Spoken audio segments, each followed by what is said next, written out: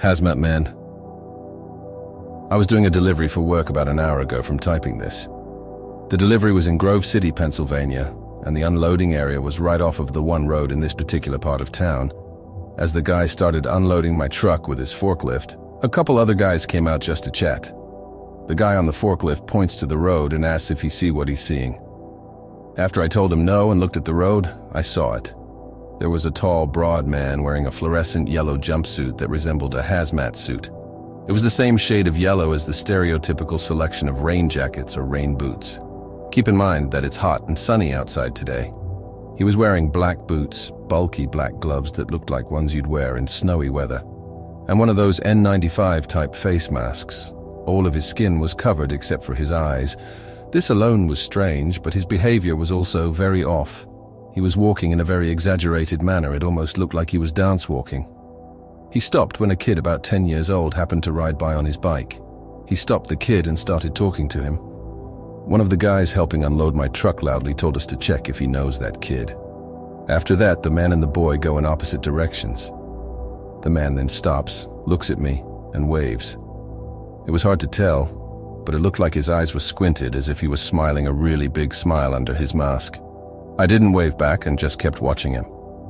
He walked by the guard shack in front of the unloading zone, which blocked my view of him, and then he was gone with no trace. The road was open with no surrounding woods or intersecting roads nearby. It would have been extremely obvious if he came out from around the shack. I walked around to find him, and even looked again as I was driving away, but it was like he was never there. What could this have been? Was it some creep or criminal? Was this something paranormal like the grinning man, an extraterrestrial, or maybe interdimensional being? It wasn't just mind tricks, because at least 5 people total all saw the same thing. My witchy and extraterrestrial UFO experience that I am finally posting about to get some answers. I had a very supernatural extraterrestrial experience when I was about 17, 18 years old, and finally coming to Reddit to hopefully get some clarity on it. Especially with all this alien talk happening right now. Hopefully this is the right place to post about it. It happened when I was in high school, either 2015 or 2016 of May 6th. My best friend at the time, our 2 guy friends, and I went to a small concert and decided to go to a residential park after to chill, smoke a little weed. This was in Huntington Beach, CA, in a pretty wealthy suburban residential area. We sat at a bench and were just hanging out and chatting like normal teenagers. No alcohol, heavy drugs, psychedelics were involved at all. It was a pretty large park. There was a soccer field right in front of us, and behind it was a hill that led to a residential neighborhood on top. This part is really important later. Since there were no lights behind the soccer field, the hill was really dark and hard to see. All of a sudden, we saw 4 orange lights trailing back and forth in an S shape down the hill. And there was this sound that resembled almost like a dinosaur or an animalistic snarl or something. We assumed it was the cops, so we started to stand up and back away from the benches towards our car. We were stalling to see what was coming towards us. As they came into the lights of the soccer field, we saw about 5 or 6 people in black hooded cloaks walking side by side in unison. They were also playing some eerie music from a stereo or something. All of them formed a circle, and one of them came into the middle of the circle, took off his cloak, was naked, and started hitting and slapping his chest really hard. I remember him being bald, very pale, and hitting his chest so hard that it was leaving pink marks on his skin.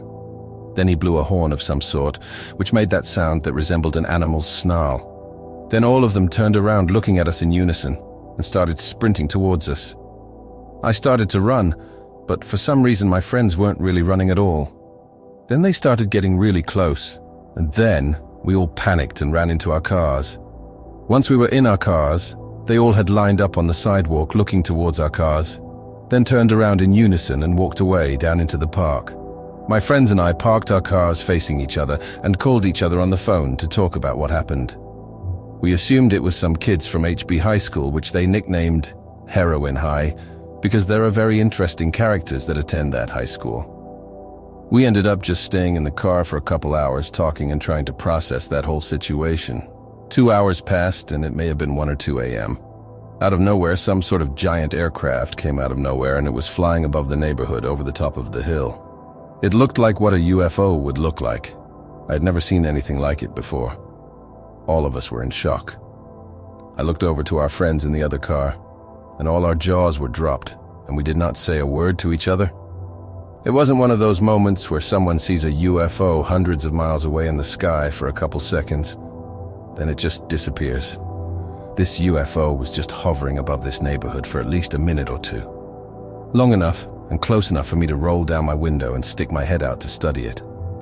I remember the noise of the machinery too. I remember seeing 3 red lights and 3 blue lights spinning in circles as it was hovering. I remember trying to study the whole aircraft and try to remember all the details. Then it descended down into the neighborhood and just disappeared. And I emphasize, this was a suburban neighborhood in Huntington Beach. There's no landing pad, there's no airport, there's just nothing that would allow any planes or aircrafts to land or take off.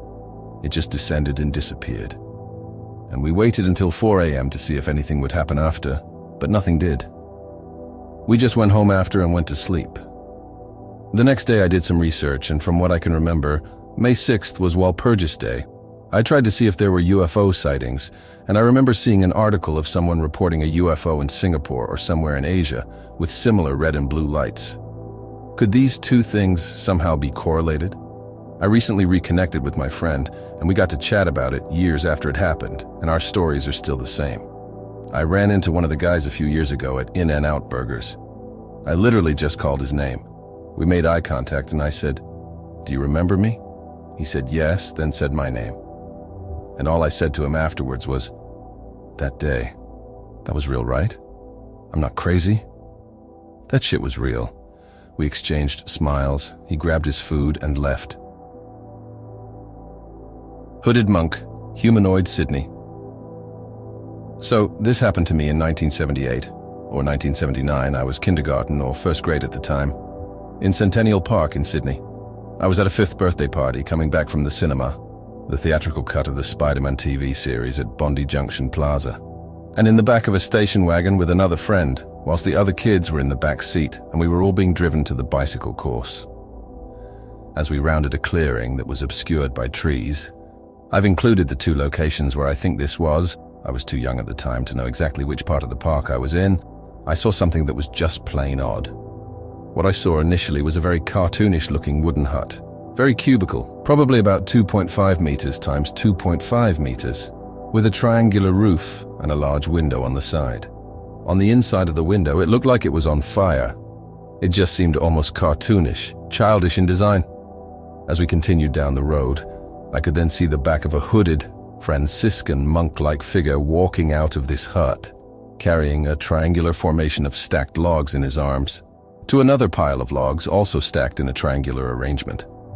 As the perspective shifted, I could now see that the monk-like figure had the face of what looked like a gorilla and huge bright yellow eyes. I could also now see inside the hut, and it looked black, but can't remember if there was fire or not.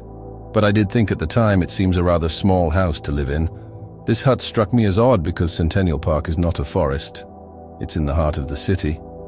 Nor are there caretaker huts or anything like that, which was what I thought it may have been. The whole idea of a shack in the woods in Centennial Park is equivalent to seeing an oasis at the beach. It's very out of place.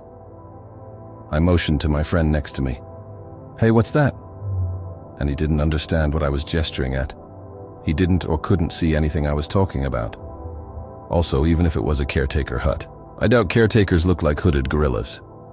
It's annoyed me that no one else saw what I saw, or that kids can be so stupid they don't recognize something slightly anomalous when they see it.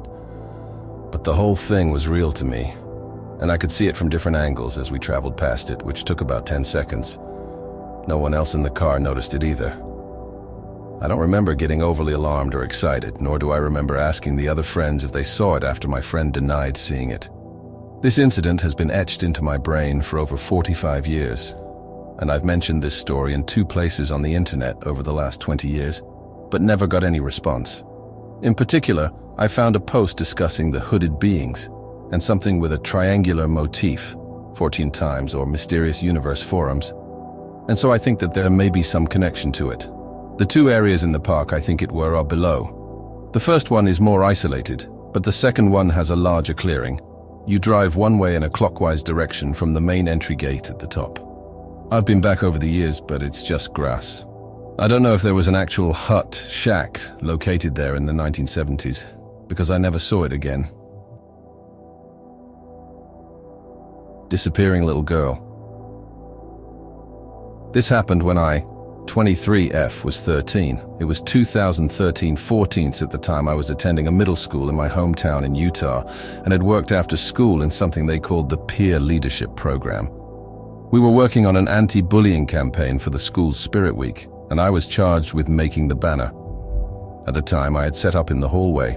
The layout, very important, of the hallway I was in was on the second floor. Directly in front of me was a staircase that led to the first floor and what we called the catacombs of the school. Below the school is a bunch of tunnels that network all around the little town. There were many rumors about why, but the thing the teachers told us was they were dug during the Cold War. I should also add that there had been a bunch of weird things to happen at the entrance. It was always locked during school hours, but there had been reports going around about wet human hair being found in the basement right outside of the door. Knocking coming from the other side, and screaming that happened at night, according to one custodian from inside the catacombs. Directly to the right of the staircase was a dead-end hallway. There was only 3 classrooms on each side of the T-shaped hall, and they were all remedial-type classes, so extremely small. It was about 4:30 at the time, and most of the teachers had already gone home. The only people in the hallway were myself, and 2 other girls who were in the T-shaped hall working on posters. I was more of a recluse, especially when I worked, so I didn't really want to sit with anyone, or anyone seeing my banner until it was done. I was in the middle of painting this giant beast of a banner when I heard a giggle, so I looked up towards the stairs just in time to see a little girl with blonde hair run around the corner into the hallway. She couldn't have been more than 10. For some reason, it gave me a very uneasy feeling watching her, so for a couple of seconds I just stared into the hallway. That's when she peeked her head back out and darted right back, almost like she didn't want me to see her. It took everything in me to make myself stand up and walk around the corner to see who or what she was. But when the hallway came fully into view, I just saw my fellow students extremely focused on drawing their respective posters. Neither of them had blonde hair. No little girl was with them. "Did you see a girl come around this corner?" I remember asking, and one of the girls said, "Well, yeah, you did," and laughed. I proceeded to explain what I had seen. They were both adamant that no one had come into the hallway before I did. Just in case, I went around checking all the doors, and they were all locked tight. I was freaking out, and I could tell that it was freaking them out. So we all decided to just call it a day and go home after that. Posters and banner be damned. I still don't know what it was. I want to say it was a ghost, but she looked too real for that. Like I could actually reach out and touch her. That, and I've had my fair share of hauntings at home in my own house and stories for another day. So the fact that the spirit of a little girl would make my hair stand on end and my heart drop was extremely weird to me. Does anyone know what this could be? Could it be connected to the wet hair that was found years prior? Why couldn't anyone else see her? Why was I filled with immense dread when she ran by? Shadow entity encounter in old apartment plus screams, whispers. So when I was still living with my parents when I was younger, I slept in the living room. We didn't have a big apartment, so they had the 1 bedroom. I didn't mind. The living room had the big television, and the pull-out couch was comfy enough. So one night I'm lying down watching some Adult Swim when I begin to drift off. I turned my body over to get more comfortable, but I had this feeling like I didn't want my back facing the dining room and kitchen area.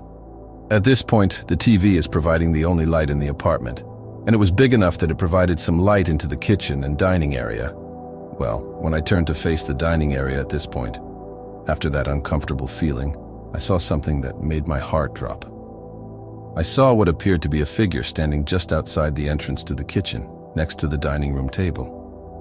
Now, in that apartment, there's a tiny step to step up to into the dining area, and after I rubbed my eyes to make sure I was truly seeing what I was seeing, the shadow figure took a step down the tiny step from the dining area. I never moved so fast in my life, and I jumped out of my bed and flipped the light on next to the pull-out couch as fast as humanly possible. The figure was about 5'10", 6 feet tall and totally featureless, just shadow-looking. With the light on in the living room, now illuminating most of the apartment, I kept my eyes locked on the dining area. I didn't move from my spot the rest of the night and frankly was quite frozen with fear.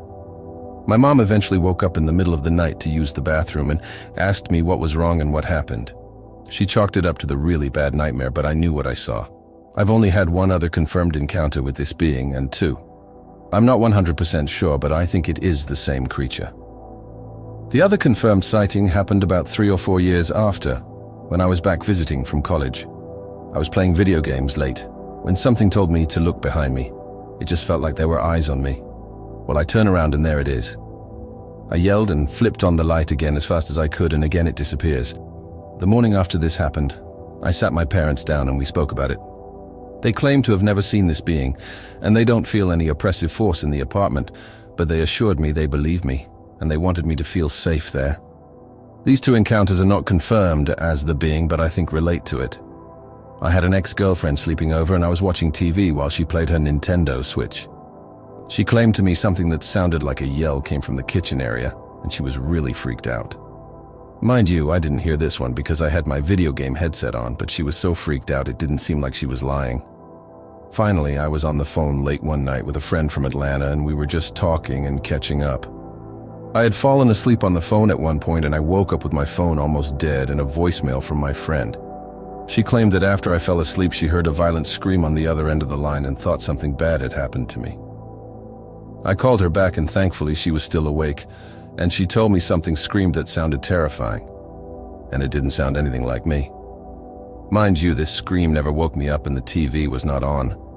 I was always on the fence with the supernatural and paranormal, but these events made me a true believer. Edit. I was asked for date and location of the post. The location is Brooklyn, New York, around the Prospect Park area to be more precise. And dates. First encounter around 2010, second encounter around 2014. The ex-girlfriend staying over was around early 2018, and the Atlanta call was late 2018.